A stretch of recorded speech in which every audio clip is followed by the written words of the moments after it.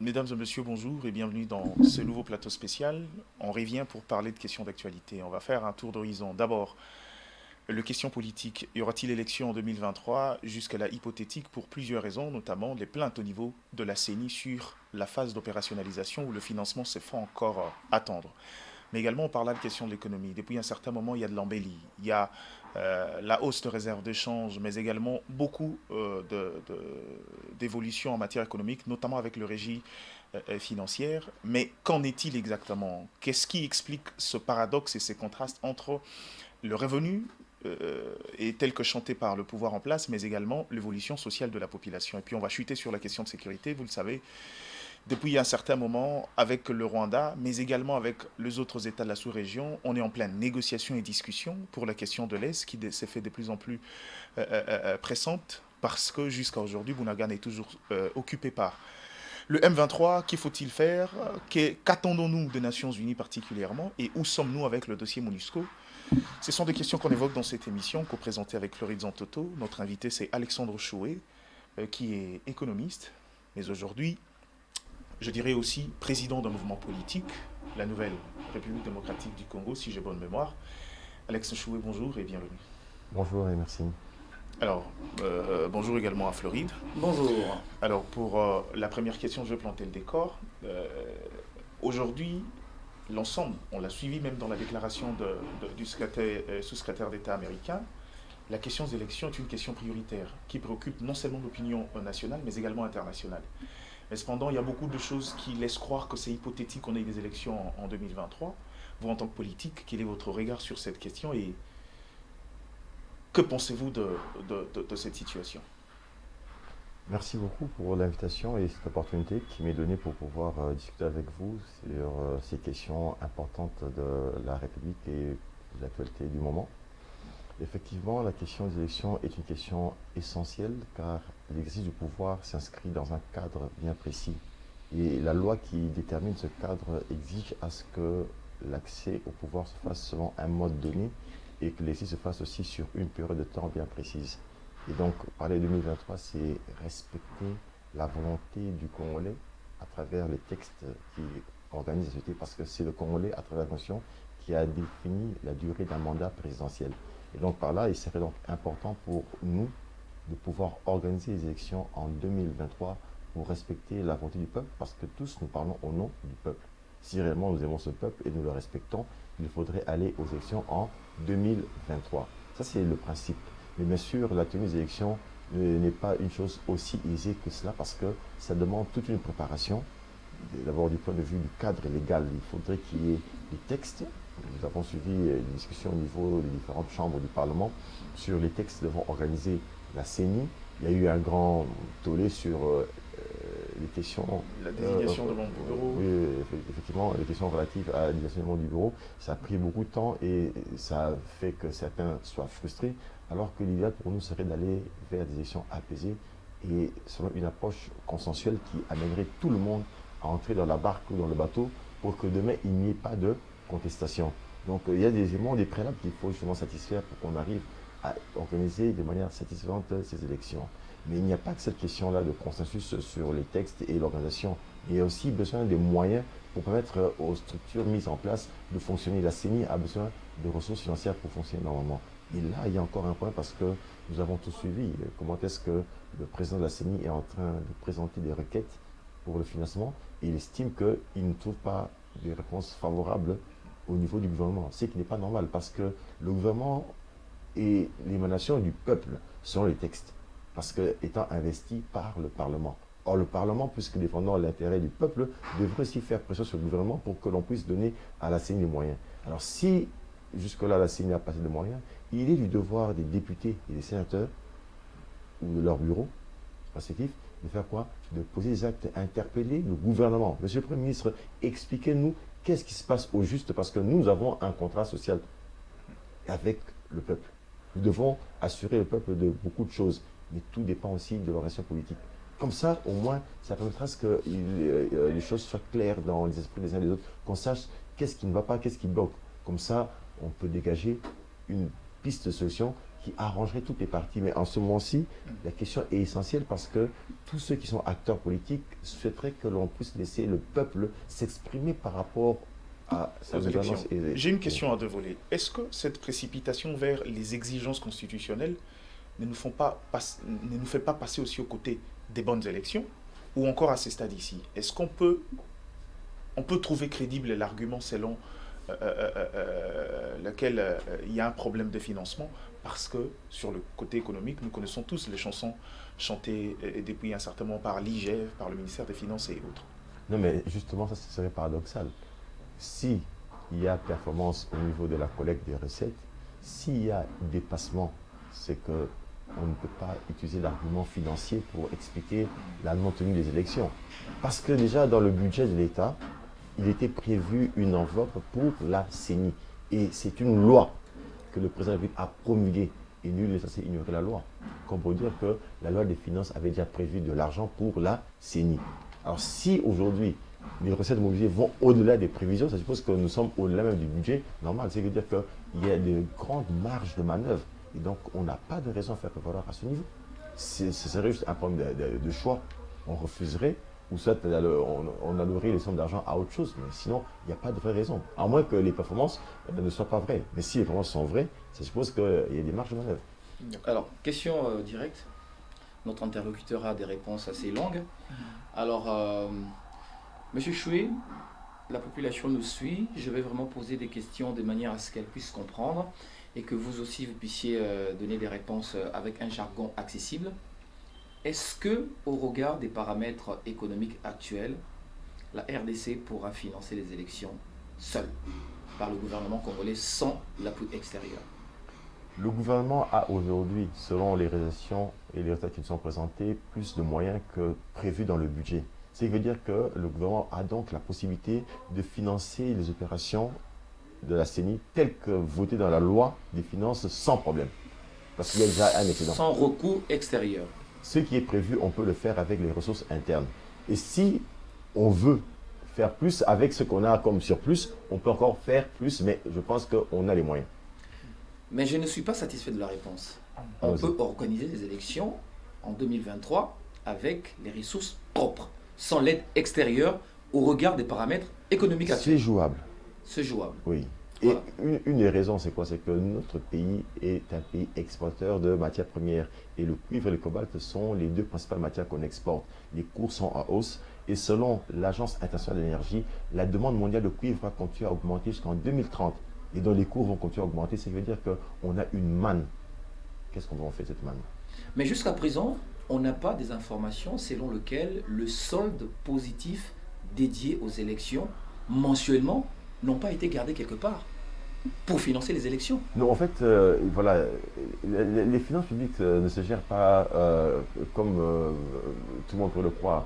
Au même moment qu'on collecte les recettes, c'est le même moment qu'on dépense. Il n'y a pas une enveloppe qui est gardée dans une caisse, mais on mobilise au même moment. Mais au moins, ce qui nous rassure, c'est que sur le premier semestre, on nous a montré qu'il y a eu des performances en matière de collecte. Il y a eu des dépassements et c'est la DGI. Or, la DGI, c'est la principale régie financière. Donc, avec ça, je suis convaincu qu'il y a des moyens. Mais moi, je voulais insister sur un élément. Quand vous le dites, la CNI, jusqu'à aujourd'hui, déplore que parmi les 5 rubriques qu'elle compte, seule la rubrique d'opérationnalisation, qui est d'ailleurs la plus importante, souffre encore. Mais quand vous nous parlez de l'exécution, on veut savoir qui envoie, comment. Parce que cette CENI-là, c'est plein de moyens. Non, mais justement, je dis ceci. Il y a d'abord les recettes qui financent les dépenses. Qui n'arrivent pas à la CENI. Voilà, justement. C'est pour ça que j'ai dit que les recettes, nous les avons puisqu'on nous a présenté les résultats. La performance, on l'a présentée. Nous croyons. Moi, je suis économiste, je crois. C'est une chose. Mais deuxième chose maintenant, c'est la question de l'allocation. La loi a prévu, oui ou non, la loi a prévu. Mais donner, si on ne donne pas, c'est ça que j'ai dit, que les parlementaires interpellent le gouvernement sur la question. Alors, il y a mauvaise volonté de la part du gouvernement de ne pas allouer à la CENI le budget conséquent parce que les réserves sont là. De par ce qui transparaît, il y a un problème de choix et ça dérange. Mais une question directe qu'on a besoin de votre point de vue. À qui profiterait la non-tenue des élections en 2023? Il y a plusieurs hypothèses. On aimerait savoir la vôtre. Bon, je ne peux pas d'emblée pointer du doigt X ou Y, mais ce qui est vrai, c'est que pour tout celui qui aime ce pays, qui aime la population et qui réserve l'élection, il faudrait aimer qu'il y ait élection pour montrer qu'on aime ce peuple et qu'on lui accorde du respect. Peu importe la nature des élections. Si on donne à la CENI les moyens, si le cadre légal est bien fixé et qu'on met en place toutes sortes de garde-fous, je crois que ce sont les éléments qui nous rassuraient sur cette marche-là. Alors, le groupe d'études sur le Congo a publié récemment un sondage qui plébiscite le président de la République actuelle, Félix Tshisekedi, à la tête des intentions de vote, 30%, je crois, et suivi de Fayoulou, ainsi de suite. Moïse Katumbi, et au bas de l'échelle, on trouve l'ancien Premier ministre Mouzito. Quel est le crédit que vous apportez, vous, en tant qu'acteur politique, en tant qu'analyste politique, à ces conclusions? Bon, cher ami, il faut noter que les sondages d'opinion, certains le font avec une certaine objectivité et d'autres non. D'autres aussi cherchent à avoir des opportunités pour se faire de l'argent. Disons les choses telles qu'elles sont.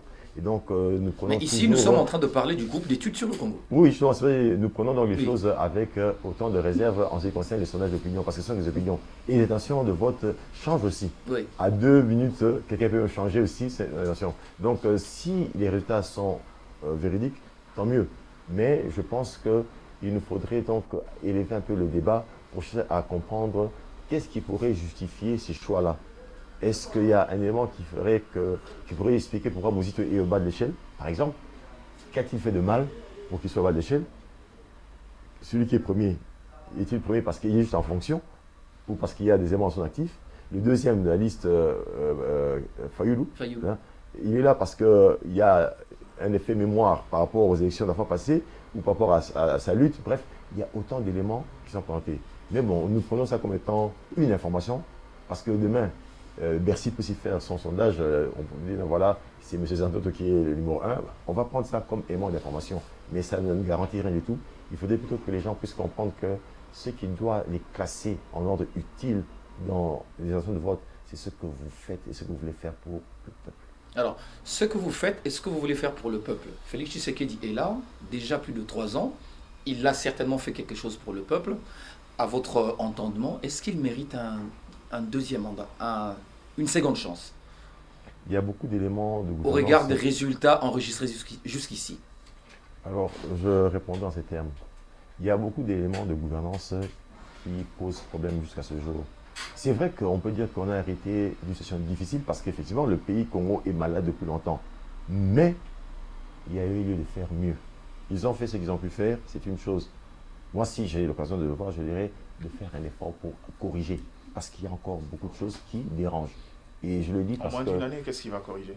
Bon, en fait, vous savez, cher ami, si vous changez d'abord votre façon d'organiser les choses en une année et que vous montrez cette volonté manifeste de changer, ça peut apporter un plus. Vous savez, dans la Bible, moi je suis chrétien, il y avait un homme qui était en train de persécuter. Mais là, vous les chrétiens. esquivez mes questions. Non, non, j'avance, laissez-moi avancer. Allez-y. Un homme qui était chrétien, qui n'était pas chrétien, qui a tué les chrétiens, mais à un moment donné, il s'est converti et il est devenu aujourd'hui le plus grand apôtre.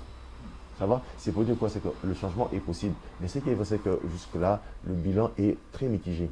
Mitigé dans la mesure où, oui, les recettes ont augmenté. Bilan mitigé, ça veut dire que, au regard de ces bilans mitigés, pas une seconde chance à pouvoir postuler. Ça. Non, postuler, il est libre en tant que citoyen. La loi lui reconnaît le droit pouvoir bénéficier de oui, maintenant, suffrage. C'est le suffrage que oui. la profession, ça dépend des individus. Parce que, justement, ça dépend de vous. C'est pourquoi la question vous est posée. Oui, je dis ceci, le bilan est mitigé. Certains ne vont pas voter pour lui, d'autres vont voter. Et les raisons, chacun connaît. Parce que je donne un exemple. Il y a d'autres qui vont voter peut-être par sympathie, parce qu'on est amis. Il y a d'autres aussi parce qu'on se connaît. Mais il y a aussi d'autres qui vont dire mais non. Rationnellement. Non, mais le bilan est mitigé. Alors, en tout cas, jusque-là, le bilan est très mitigé. Il faudrait faire des efforts. Si on veut avoir un autre mandat, il faut le demander avec à la main un bilan. Et donc, il faut faire un effort pour corriger. Des fois, quand on fait la remarque, les critiques, c'est pas quelque chose qu'il faut prendre ça de manière négative. Et il avait dit, je me rappelle à l'époque, ne faites pas de moi un dieu. Mais malheureusement, en RDC, ça c'est ma lecture. Dans notre société, les gens sont trop flatteurs et chantres. Et des fois, ils peuvent vous faire des choses qui ne sont peut-être pas de votre nature ou encore créer un contexte autour de vous qui voudraient passer pour un X et un Y alors qu'en réalité vous n'êtes pas. Mais pour ça, il faut que vous puissiez vous-même dire non. Frapper sur la table sur certaines choses parce que ce sont les débordements. Alors, 1 milliard, presque 1 milliard de dollars à mobiliser pour l'ensemble des élections en République démocratique du Congo. Est-ce qu'en tant qu'expert, est-ce qu'il est facile aujourd'hui de répondre à la question de réduire le coût exagéré consacré aux élections? Est-ce que c'est possible quand on regarde la taille de RDC? Non, d'abord, il est possible de revoir à la baisse ce budget. J'ai travaillé pendant longtemps, à plusieurs reprises, dans les structures de l'État. Et je sais comment est-ce que nous faisons nos projections. Souvent, il y a des surestimations des dépenses. Et c'est fait à dessein. Parce que quand on fait des organisations telles que les élections ou des choses qui concernent l'intérêt du peuple, on doit des fois éviter certaines dépenses ostentatoires qui n'ont pas besoin d'aide parce que le peuple a besoin de quelque chose, mais faisons-le de manière soft avec juste un minimum de sérieux pour rencontrer la population. Il y a possibilité de faire des coupes. Il y a lieu. Il y a lieu, je signe, je précise, il y a lieu de revoir à la baisse certaines dépenses. En termes de rémunération, de primes, on peut. Mais, cher ami, dans un pays où on a un taux de pauvreté de plus de 60%, il faut quand même qu'on ait une certaine pudeur pour pouvoir fixer les taux de rémunération, même les primes qu'on donne aux gens. J'estime que ce n'est pas normal que dans un pays où les gens sont extrêmement pauvres, qu'on ait des salaires extravagants ou des primes non justifiées et non méritées. Les rémunérations ont des contreparties. Restons pondérés. Montrons qu'on veut servir le peuple. On ne va pas pour l'argent, mais on veut donner au peuple quelque chose. Prenons l'essentiel en termes de moyens et faisons. Mais vous mettez l'accent sur la question de la rémunération. Prenons les choses dans son sens global. Aujourd'hui, cette CENI qui doit presque tout refaire. Refaire le fichier électoral. Parce que vous vous souviendrez que 2018, on est parti avec un vieux fichier électoral, ce qui est une exigence. Est-ce qu'au regard de la situation, vous persistez qui ces budgets-là seraient exorbitants à votre avis? C'est exorbitant, cher ami. Ça, c'est mon point de vue. Ça m'engage que moi. Mais je peux dire que c'est une chose qu'on peut faire bien et mieux sans trop de dépenses. Il y a, vous savez, des fois, pour cette matière, on peut. Je donne un exemple simple. On invite un expert étranger faire un travail ici et sa facture est de 500 000. Mais l'expert se rabat sur des Congolais qui font le travail et ces Congolais lui coûtent 100 000. Ceux qui font le travail coûtent vraiment 100 000. Mais comme c'est un expatrié qui vient, on lui donne 500 000. Il y a des 400 000 en plus. Ça flotte. Il y a lieu de minimiser les coûts. Il y a lieu de minimiser les coûts. Alors, on va finir avec la question des élections. Non, mais peut-être un élément, excusez-moi. 1 milliard. Aujourd'hui, nous avons des réserves de combien? Réserves à la Banque centrale de 3 milliards. C'est une question qui devrait peut-être arriver de la partie économique. On en parlera. Mais je veux dire qu'avec les 3 milliards-là, il y a lieu de dégager de l'argent pour financer aussi les élections. Je voulais poser une question plus technique. Votre avis aujourd'hui? Le grand débat, c'est aussi de savoir, faudra garder le principe de seuil ou pas sur le schéma électoral. L'avis d'Alexandre Chou. Non, en fait, je ne suis pas favorable à... Dites-le nous pourquoi. Non, en fait, c'est un système qui a été mis en place pour faire des manigances politiques. Disons, c'était la question. On a mis ça pour pouvoir contraindre certaines personnes à se ranger derrière une certaine logique ou à ramener les gens derrière un groupe donné. C'est clair, c'est une machine politique qui est mise en place. Je préférerais que l'on puisse mettre ça de côté et laisser aux gens l'attitude de pouvoir se présenter. Continuer à avoir 5000 partis politiques. Ce n'est pas un problème. Quoi que mallette. Cher ami, l'intelligence se construit aussi sur base de l'histoire. Et nous ne sommes pas les premiers dans ce monde à faire de la politique ou de la démocratie. D'autres pays aussi ont commencé par là. Mais avec le temps, la culture, la maturité a fait que les choses changent. Moi, je suis contre beaucoup de choses. Aujourd'hui, en RDC, quand vous parlez des partis politiques, qu'est-ce qu'on dit? Le parti cher à Floris, le parti cher à Mike Gardina, le parti cher à Marlon. Mais ça, c'est grave. Ce sont des partis de personnes ou des partis d'idées? On devrait normalement dépasser le débat, c'est-à-dire qu'il faut arriver à des partis où l'idéologie l'emporte sur toute chose. Mais quand on ramène ça à l'individu, on crée des hommes dieux. Mais c'est ça le sens du seuil, pour regrouper les forces. Parce Mais que, parce que le pouvoir législatif est un pouvoir collectif. Je dis ceci, est-ce que c'est ça la démarche? Dans d'autres pays, les partis sont arrivés à un... On ne saura pas discuter sur l'esprit des gens derrière, mais oui, restons dans le process. Laissons le temps agir. Vous savez, la culture politique est quelque chose qui évolue. Pensez-vous que la façon de réfléchir aujourd'hui des Congolais est identique à ce qu'il y avait il y a 10 ans passés, 20 ans passés, 30 ans passés? Il y a une évolution. Et cette chose change avec le temps. Mais il faudrait justement qu'on ait conscience qu'on ne doit pas utiliser les arguments de l'organisation pour pouvoir contraindre les gens à faire une danse. Parce que c'est comme si je tends à un chien un os, il va même manger un bâton de l'autre côté. C'est une contradiction. Alors, dernière question avant de finir, comme tu l'as Ok. dit, Gardi. Il y a deux challengers importants qui pourraient éventuellement entrer dans la course présidentielle. Il y a le docteur Denis Mukwege, il y a l'ancien Premier ministre Matata Ponyo. Est-ce que vous pensez que ces deux personnalités pourront faire front à l'actuel président et pouvoir l'inquiéter?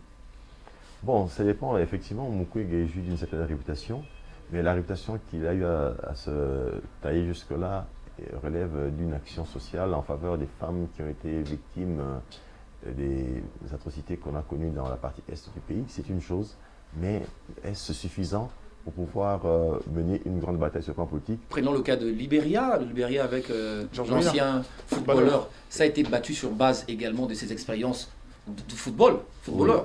Nous avons tous la même culture Oui. et il faut dire que la RDC c'est un pays continent. Oui. Des fois, quand on analyse des questions par rapport à la RDC, il faut les analyser en tenant compte aussi de la dimension du pays et de la culture et de tout ce qui va avec. Parce qu'en RDC, personne ne peut prétendre gagner les élections seul en RDC. Tellement qu'il y a une certaine multiplicité d'acteurs et de réalités sur le plan social. Ça demande des jeux d'alliance avec. Alors, Donc vous Mukwege, estimez qu'il ne soit pas un acteur de taille? non, Mukwege a une réputation, c'est quelque chose de très important. Autant Mais pour Matata. pouvoir arriver à cela, il faut être capable de créer autour de soi des alliances avec des acteurs qui pourront vous accompagner dans cette démarche-là. Si vous ne pouvez pas, vous n'arrivez pas. Il y en a même pour Matata aussi. On peut avoir l'intelligence, la connaissance, c'est une chose. Mais le jeu politique demande aussi un certain tact, une certaine flexibilité. Et l'élément en réputation ne suffit On pas. croirait que Il vous faut, doutez de leur caractère politique. Non, je ne doute pas. Je fais une analyse objective Ok. où je dis que l'intelligence, moi je suis enseignant aussi à l'université, l'intelligence c'est une chose, mais pour d'autres dimensions, il faut aller au-delà de l'intelligence, le contact avec les autres, la capacité qu'on a à négocier, à s'oublier pour écouter les autres. Ce sont des choses très importantes pour un acteur en politique. Parce que personne n'a le monopole du savoir en politique, parce que la réalité politique est changeante.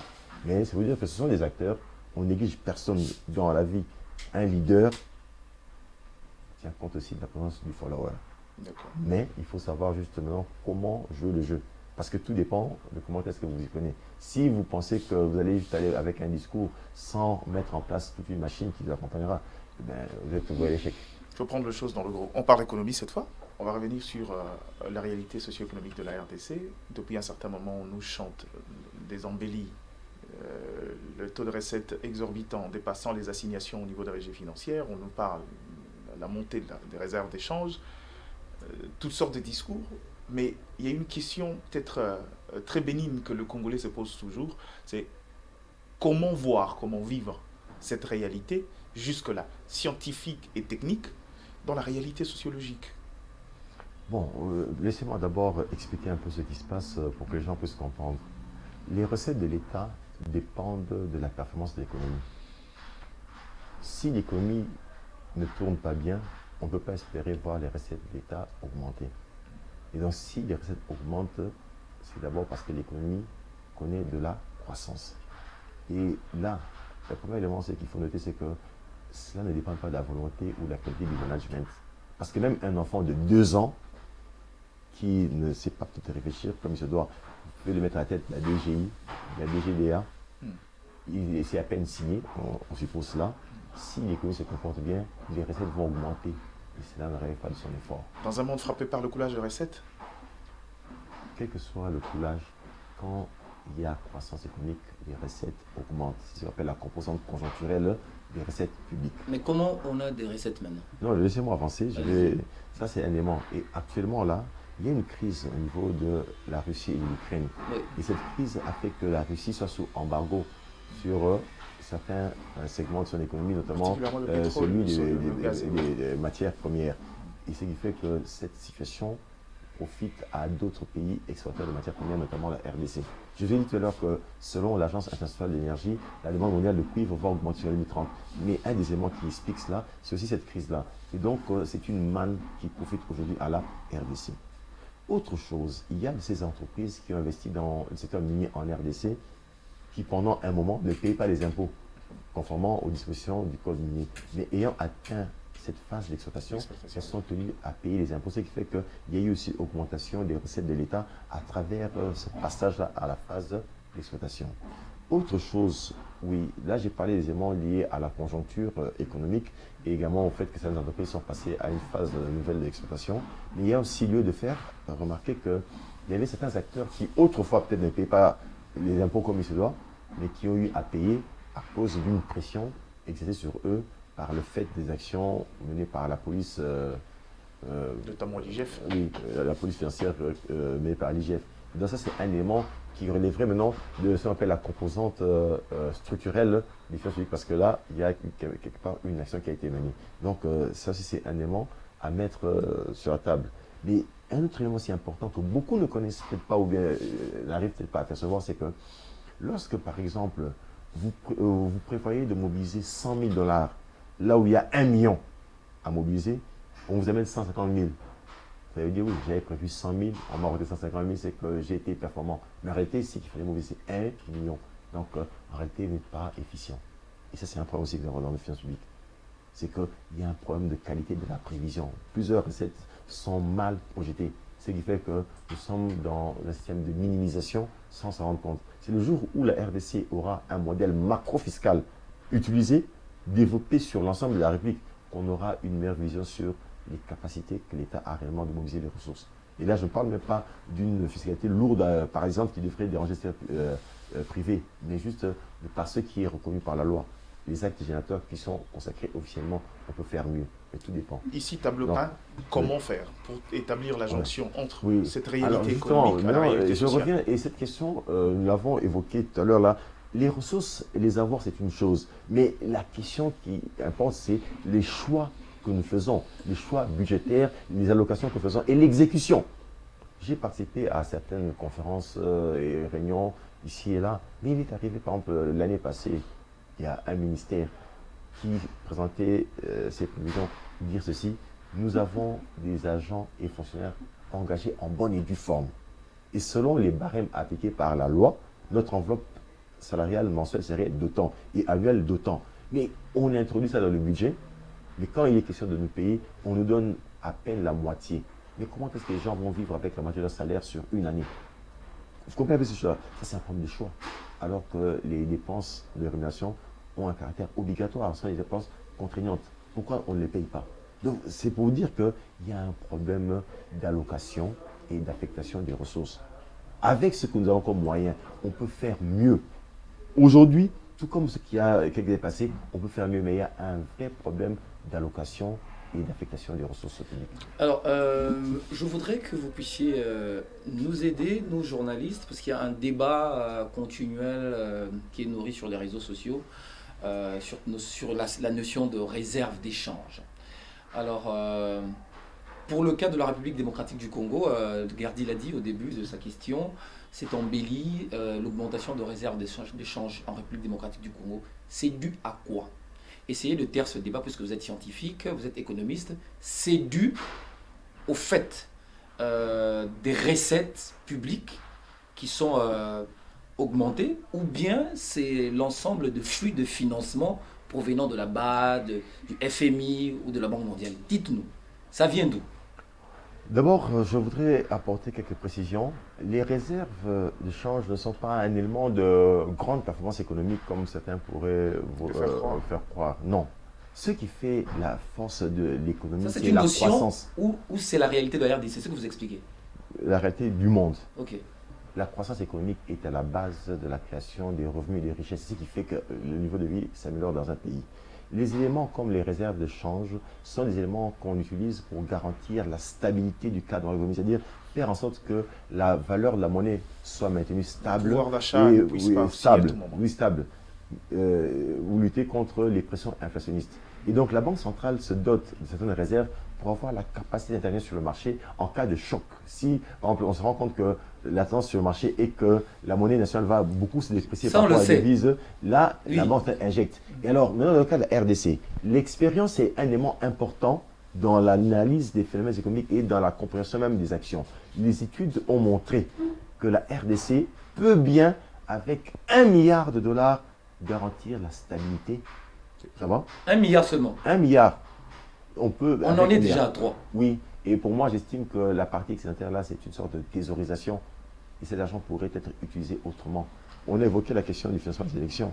J'ai dit tout à l'heure, on peut voir dans quelle mesure réduire le niveau des réserves pour pouvoir réallouer les excédents pour financer autre chose. Il y a les routes, il y a l'électricité.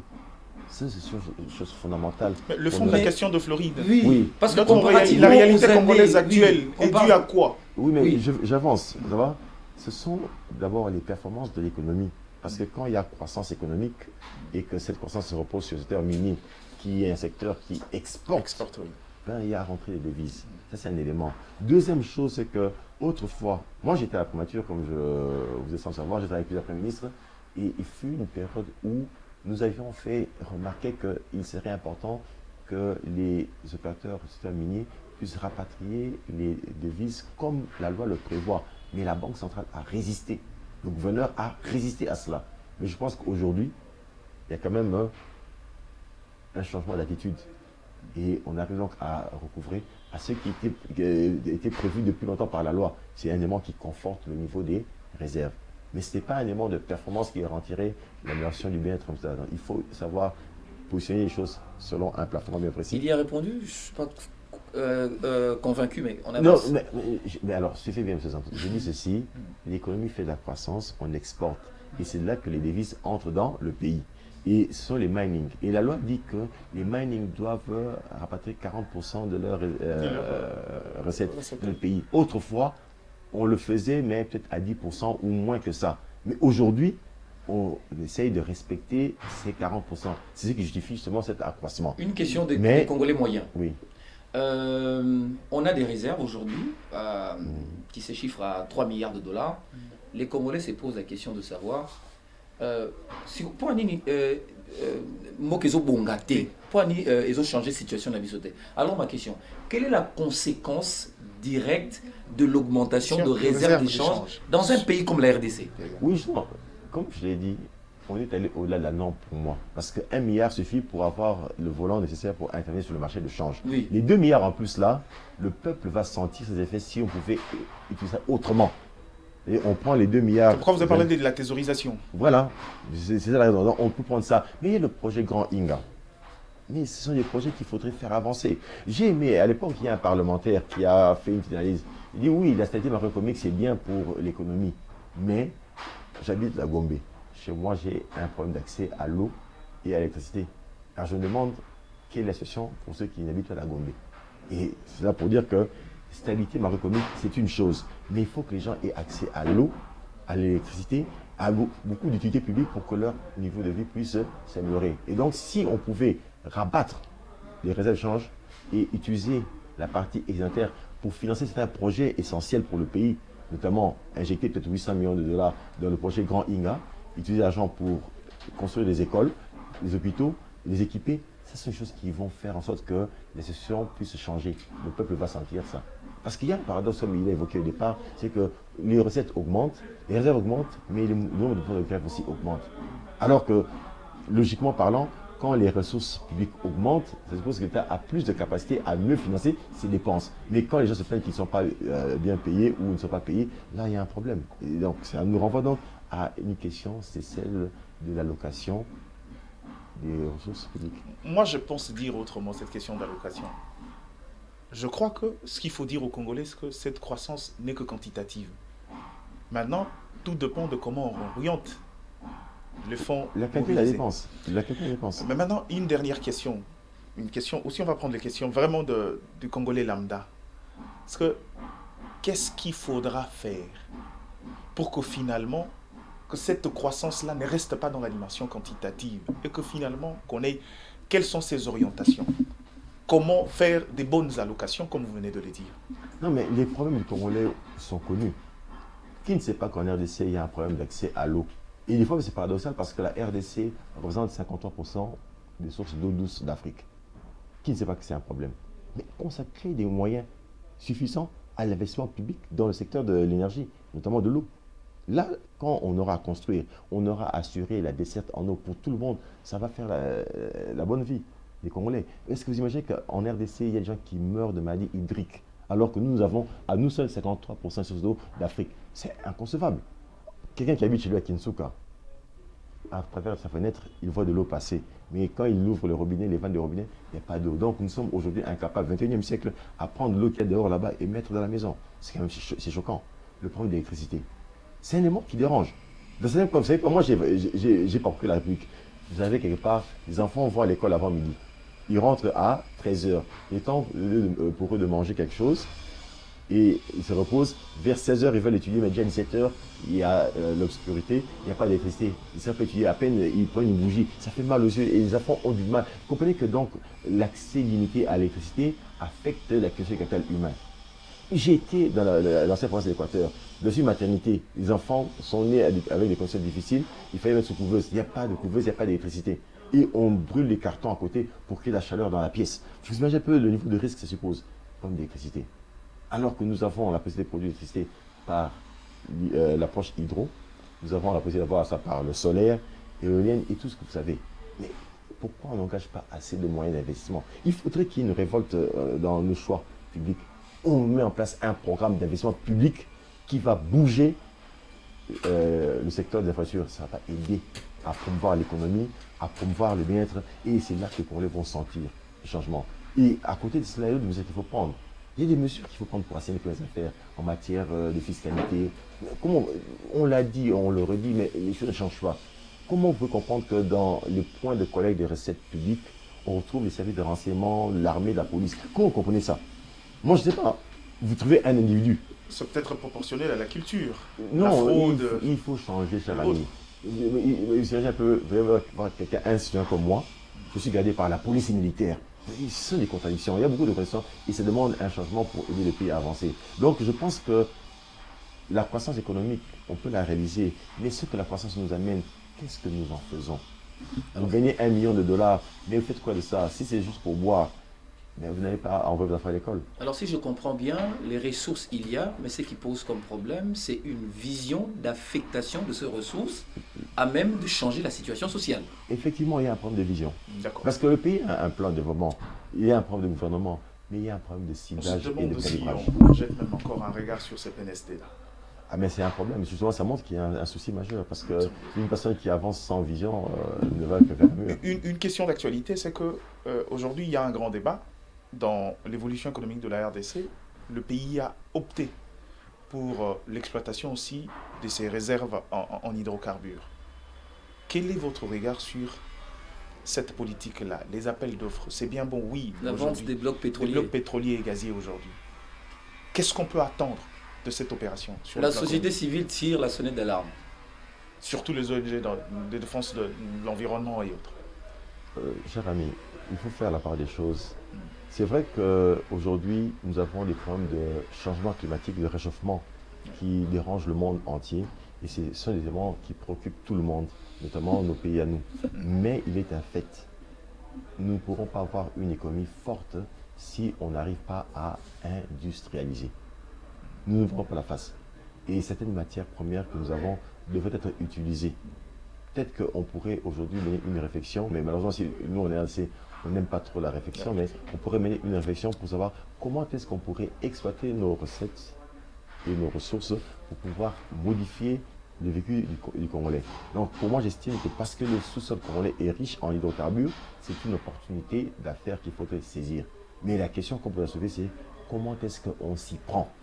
Parce qu'il ne faut pas aller vite en besogne ou ne pas suffisamment réfléchir et aller vendre les blocs et ensuite se rendre compte qu'on a eu à faire des erreurs. Parce que souvent, ce qui s'est passé, c'est ça. On a tendance à aller vite en besogne, on ne prend pas le temps de mûrir suffisamment la réflexion, de fixer un cadre qui sécurise et qui garantirait les intérêts du pays, mais on avance rapidement. Et quand on commet des erreurs, c'est là qu'on commence à chercher à corriger. C'est ça le vrai problème. Donc je pense qu'il faudrait exploiter nos ressources, mais comment les exploiter, c'est la grande question. Et ne pas les vendre juste au plaisir, pour le plaisir de vendre, mais vendre parce qu'on a une vision. Je vais poser une question en rapport avec la visite du secrétaire d'État américain, puisque c'est une question qui a trait aux aspects sécuritaires. Le secrétaire d'État américain était à Kinshasa. Il était également prévu qu'il aille à Kigali. Alors voici une des propos qu'il a tenus à l'égard du gouvernement congolais et du gouvernement de Kigali aussi. Kinshasa et Kigali doivent cesser de soutenir les groupes armés. Est-ce sont des propos responsables à votre avis? Kinshasa mêlé dans cette marmaille de gens oui, qui soutiennent les groupes armés. Parce que c'est un argument que le Rwanda présente souvent de l'extérieur, voilà, avec le FDLR et les autres. Cher ami, nous sommes Congolais. Et tout à l'heure, j'ai bien dit que l'histoire nous aide à mieux comprendre certaines choses. Il y a quelques années passées ici, ça a été déjà dit ici que certains groupes rebelles à l'Est sont soutenus par des acteurs politiques au Congo. Donc, il a raison. Mais oui, mais il n'a pas menti. Vous croyez qu'un secrétaire américain va passer à la télévision pour vous raconter l'histoire? Mais ce qu'ils disent, c'est ça passe. Mais là, c'est officiel parce que là, il dit Kinshasa. Il dit Kinshasa, pas des individus. Il parle des individus. Il responsabilise l'État. Là, nous savons de l'autre côté que Kigali, avec son président, soutient le M23 de manière officielle. Mais le gouvernement congolais ne soutient pas un groupe armé. Il y a une nuance à faire. Non, quand on parle de Kinshasa, on parle des acteurs politiques du pays et certains sont au Parlement, d'autres. Mais le président du Parlement n'a pas dit ça. Le président Bosso n'a pas dit qu'il y avait certains députés. Bosso a dit à certains députés. Mais oui, mais députés, c'est des officiels. Et donc c'est Kinshasa. Donc, cher ami, si on veut trouver une solution à un problème, il faut le regarder en face. C'est quand on ferme les yeux qu'on ne voit pas la vérité. C'est une réalité. On a dit qu'il y a eu infiltration au niveau même du service de renseignement, de l'armée, de la police. Mais qui ne connaît pas ça? Même le président de la République a fait remarquer ça. Alors, arrêtons de nous voir la face. Prenons plutôt le courage de dire oui, quand il le dit, c'est que c'est vrai. Mais non, comment on résout le problème? À quel niveau il y a infiltration? Quels sont ces acteurs-là? Identifions-les et mettons-les hors état de nuire pour pouvoir garantir la stabilité sur le plan sécuritaire du pays. C'est ce qu'il faut faire. Il ne faut pas se faire la face. On vous dit la malaria, vous refusez la malaria alors que vous êtes mal portant. Mais regardez ce qui est et cherchez une solution. C'est ça qu'il faut. Donc je pense que ce qu'il a dit là, il l'a pesé, c'est un diplomate américain. Je connais bien le système occidental et je connais bien les Américains. Ils ne parlent pas en l'air. Avant qu'ils viennent ici, tout ce qu'il a dit a été préparé. Et peut-être qu'on l'a même cadré, veut dire que tu diras ça, tu arrêtes là. Donc je pense qu'il est notre devoir à nous de regarder les choses en face et prendre le courage de chercher la solution. Une question dans la continuité. Quelle est la conséquence de cette déclaration dans un contexte de conflit diplomatique où le Rwanda nous ramène des éléments empiriques pour justifier sa position actuelle de soutenir ou même comment dirais-je, de faire du babysitting sur le M23? Quelle est la conséquence de cette déclaration dans des négociations actuelles alors que la RDC a un territoire occupé par les groupes armés? Le problème n'est pas la vérité, le problème c'est comment on le dit. Vous vous souvenez que le porte-parole, la MONUSCO, a fait pire que ça, en estimant qu'on n'était pas en mesure de pouvoir mener la guerre. Quelles sont les conséquences de ces genres de déclarations dans le contexte actuel où nous ne doutons pas de la mauvaise foi de nos voisins? Moi, si j'étais membre du gouvernement, au Premier ministre, au Premier de la République, une telle déclaration devrait m'amener à une interpellation profonde. Parce que c'est comme si on vous dit que c'est dans votre propre maison qu'on met en place des stratégies pour tuer vos enfants. Je dois regarder à gauche et à droite. Avec qui? Ou disons mieux, on a envie de nous dire, c'est de votre faute ce qui arrive. Oui, mais justement, mais alors... Aussi. Mais oui, mais c'est clair. Parce que pour pouvoir garantir la stabilité, il faut bien organiser les services de l'armée et de la police et des renseignements. Quand vous ne le faites pas, c'est un problème. Mes chers amis, vous savez, nous l'avons dit ici, les questions d'allocation budgétaire. On alloue combien au service de sécurité, de la police et des renseignements? Des fois, vous passez en cours de route, au niveau même des résidences des officiels du plus haut niveau, les gardes qui sont là, commis, vous demandent 2 000, 3 000 francs. Alors, ce sont des gens qu'on devait valoriser par la qualité du travail qu'ils font, par la nature du travail qu'ils font. Ça sont des problèmes. Donc, une telle déclaration devrait d'abord nous amener à une remise en cause. Non, c'est que nous faisons mal les choses. Arrangeons là où il faut arranger pour permettre à nos services de renseignement, de sécurité, de la police et de l'armée de faire le travail comme il se doit. S'il y a des infiltrés, prenons le courage de regarder en face et mettons cela sur la table pour pouvoir régler la question. Mais si on ne règle pas ces questions-là, on va tourner autour du pot alors que c'est la vérité. On n'aura pas de solution si ces aspects que je viens d'évoquer ne sont pas réglés. Pas du tout. Pas du tout. Et la négociation avec le voisin, mais c'est en fonction de votre position de force. Si vous n'êtes pas fort à l'interne, on ne trouvera pas l'occasion de vous mettre à genoux. C'est à vous de vous fortifier et d'aller discuter. Ne partez pas comme faible sur la table de négociation parce que là, on vous mettra à genoux. Et donc, allez discuter avec un discours fort. Et si vous mettez de l'ordre chez vous et que ça persiste, eh bien, s'il faut passer à la vitesse supérieure, on passe parce que c'est une question de terre. Et même ceux qui lisent la Bible vous diront que les hommes que Dieu a utilisés en Israël étaient très très attachés à la terre parce qu'ils connaissent la valeur de la terre. La MONUSCO doit ou rester en République démocratique du Congo? La RDC est membre de l'Organisation des Nations Unies. Est-ce par là que la RDC veut aussi quitter l'organisation? Je ne pense pas. Mais je pense qu'à chaque problème, il faudrait trouver une solution. C'est différent? appropriée. Non, parce que si il y a des images, vous savez, aujourd'hui avec les télécoms, on peut aussi trafiquer une information. Mais aujourd'hui, effectivement, il y a des éléments qui poussent à dire que la MONUSCO est en train d'appuyer. C'est inacceptable. Et nous attendons, nous, de la part du gouvernement, des déclarations fortes, des actions. Moi, j'aurais bien voulu que le ministre des Affaires étrangères... Quitter ou pas? Pardon?